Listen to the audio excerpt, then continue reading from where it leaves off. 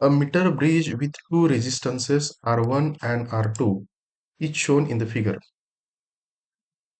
Is balanced null point at 40 centimeter from point P.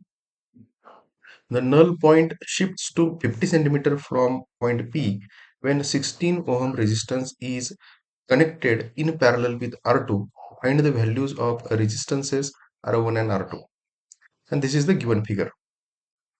पहिल्यांदा given data आपण बघितला या मीटर ब्रिज सर्किटच्या प्रॉब्लेम मधला. तर त्यांनी दिलेला आहे पहिल्यांदा initial null point is equal to 40 centimetre from P. म्हणजे क्यू हा जर मी नल पॉइंट आहे असं म्हटला तर त्याचं पी पासूनचं डिस्टन्स पहिल्या सिनेरिओमध्ये त्याने दिलेलं आहे 40 सेंटीमीटर फ्रॉम पी.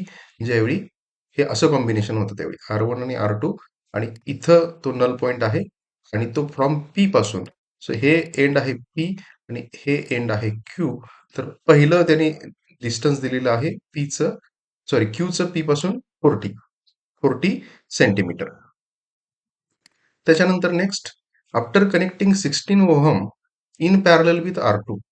आता मात्र मी सेकंड कॉम्बिनेशन मध्ये काय केलेलं आहे, हा R2 जो रेजिस्टन्स आहे या रेजिस्टन्सला 16 ओहम रेजिस्टन्स मी पॅरल कनेक्ट केलेला आहे. म्हणजे इथं जर बघितलं R2 आणि 16 ओहम हे दोघं काय आहेत, पॅरल कॉम्बिनेशन मध्ये आहेत. आणि आता या सिनेरिओ मध्ये या कंडिशन मध्ये नल पॉइंट जो आहे तो 50 सेंटीमीटर फ्रॉम पी आहे. बरोबर, म्हणजे इथं पी आहे आपला आणि आता नल पॉइंट क्यू आपला इथं आहे. ठीक आहे, सो इथं डिस्टन्स किती आहे, 50 आहे. बरोबर, पहिल्या केसमध्ये ते 40 होतं, दुसऱ्या केसमध्ये ते 50 आहे. आणि आपल्याला माहिती आहे मीटर ब्रिजचा प्रॉब्लेम आपण सॉल्व्ह करतो त्यामुळं टोटल वायर लेंथ ही किती असते, 100 सेंटीमीटर असते. तर इथं त्या 100 साठी कॉम्बिनेशन आहे 60 प्लस 40 100 आणि इथं कॉम्बिनेशन आहे 50 प्लस 50 हे कॉम्बिनेशन आहे. ठीक आहे, तर मीटर ब्रिजच्या प्रॉब्लेमसाठी आपल्याला माहिती आहे फॉर्म्युला फॉर मीटर ब्रिज. आपण काय कॅल्क्युलेट करतो, R1 divided by R2. R1 divided by R2 is equal to L divided by 100 minus L. इथं हे 100 म्हणजे काय, टोटल वायर लेंथ आहे आणि हे L म्हणजे काय आहे आपल्या या पर्टिक्युलर प्रॉब्लेममध्ये क्यूचं पी पासूनचं असणारं डिस्टन्स, नल पॉइंटचं या पी एन पासून असणारं डिस्टन्स. बरोबर, तर दोन केसेस आहेत आपल्याकडे, ही आहे केस 1 आणि ही आहे केस 2. सो पहिल्यांदा आपण केस 1 साठी सॉल्व्ह करू. सो केस 1 साठी सॉल्व्ह करणार म्हणजे before adding 16 ohm resistance, 16 ohm resistance add करायच्या अगोदर मीटर ब्रिज सर्किट कसं होतं, तर त्या सिनेरिओमध्ये suppose L1 is equal to 40 centimetre होता, नल पॉइंटचं पी पासूनचं डिस्टन्स 40 सेंटीमीटर होतं. बरोबर, आम्ही हा L1 इज नथिंग बट ह्या फॉर्म्युल्यामध्ये L. इथं Lचं उत्तर आहे 40 आणि मग मी रेशो कॅल्क्युलेट केला R1 आणि R2 चा, तर तो किती येईल, L 40 डिवायडेड बाय 100 मायनस 40, तो किती भेटेल 60. So R1 bye R2 ratio किती असेल, 2/3 इतका असेल. बरोबर, म्हणजे मी लिहू शकतो R1 is equal to 2/3 of R2. Suppose याला आपण इक्वेशन नंबर 1 म्हटलं. आता सेकंड सिनेरिओ आपला आहे, ज्या सिनेरिओ मध्ये आपण 16 ओहम रेजिस्टन्स हा R2 शी पॅरल कॉम्बिनेशन केलेलं आहे. So after adding 16 ohm in parallel with R2. तर या सिनेरिओ मध्ये R2 आणि 16 ओहम पॅरल कॉम्बिनेशन आहे, त्यामुळे आपण याचं इक्विलंट रेजिस्टन्स पहिल्यांदा कॅल्क्युलेट करू. बरोबर, so equivalent resistance of R2 in parallel with 16 ohm जर मी केला, तर तो सपोज मी R2 डॅश आहे म्हटलं, तो R2 डॅश काय असेल, obvious 16R2 divided by 16 plus R2. बरोबर, तो हा काय भेटला, R2 डॅश भेटला. इथं तो R2 आहे, इथं तो R2 आहे आणि इथं मी म्हणतो हे R2 आणि 16 ओहम या दोघांच्या कॉम्बिनेशननं जो बनणार तो म्हणतोय मी R2 डॅश आहे. बरोबर, आणि इथं आता R1 आणि R2 सिरीज मध्ये आहे, इथं R1 आणि R2 सिरीज मध्ये होते, इथं R1 आणखी R2 डॅश हे दोघं काय आहेत, सिरीज मध्ये आहेत. इथं R2 आहे आणि इथं R2 डॅश आहे.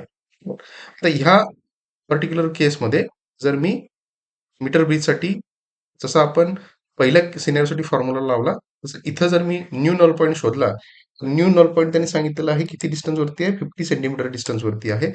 इथं आता परत मी या फॉर्म्युल्यामध्ये करेन आणि R1 divided by R2 dash, R1 आणि R2 डॅश मधलं मी रिलेशन फाइंड आउट करणार.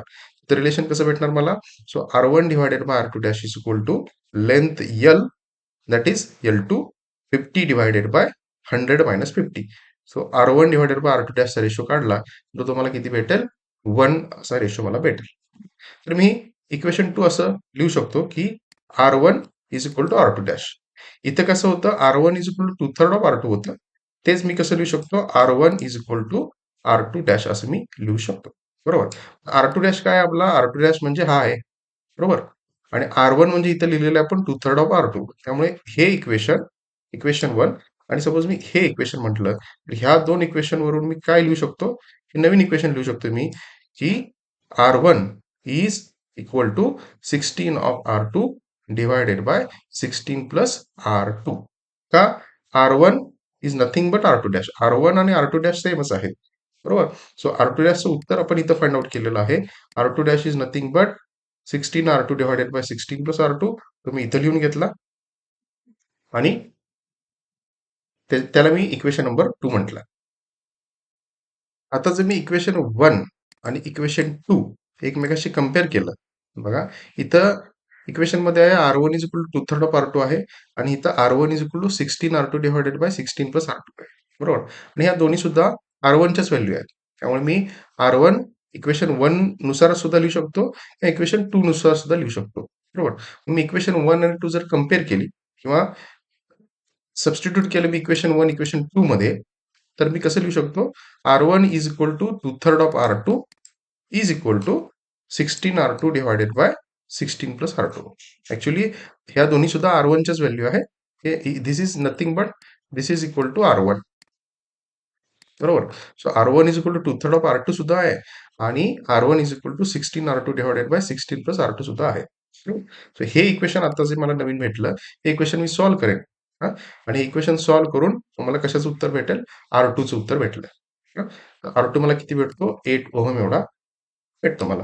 आणि एकदा जर मला R2 भेटला, तर त्याच्यावरून मी फाइंड आउट करू शकतो, R1 फाइंड आउट करू शकतो. सो R1 मी कसं फाइंड आउट करणार? आपल्याला रिलेशन आहे R1 is equal to 2/3 of R2 किंवा R1 is equal to 16 R2 divided by 16 plus R2 हे रिलेशन आहे.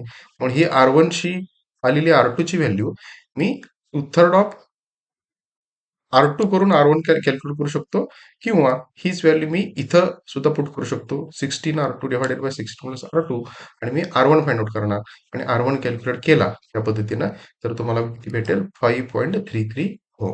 आणि आपल्याला फायनली तोच फाइंड आउट करायचा आहे R1चं उत्तर आणि R2चं उत्तर. सो R1 मला भेटेल 16.3 ओहम आणि R2 मला भेटेल 8 ओहम. सो आपल्याला metre bridge metre bridge प्रॉब्लेमसाठी basically parallel combination, series combination काय असतं, त्याच्यावरून इक्विव्हॅलेंट रेझिस्टन्स आपण कसं कॅल्क्युलेट करतो, या बेसिक अंडरस्टँडिंग आपल्याला त्याचं पाहिजे. सो आय होप हा व्हिडिओ तुम्हाला समजला असेल आणि आवडला असेल तर प्लीज इतरांना शेअर करा. माझ्या चॅनलला लाईक करा, सबस्क्राईब करा आणि शेअर करा. Thank you very much.